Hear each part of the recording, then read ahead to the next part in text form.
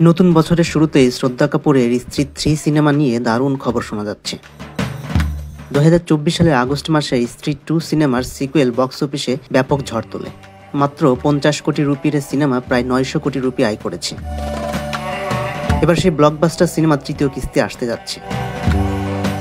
শ্রদ্ধা কাপুর ও রাজকুমার রাও অভিনীত স্ত্রী 3 সিনেমা 2027 সালের 13ই আগস্ট মুক্তি পাবে বলে ঘোষণা করে বড় চমক দিলেন এর নির্মাতা। তবে এবারও পরিচালকের আসনে অমর কৌশিকী থাকছেন কিনা তা জানা যায়নি।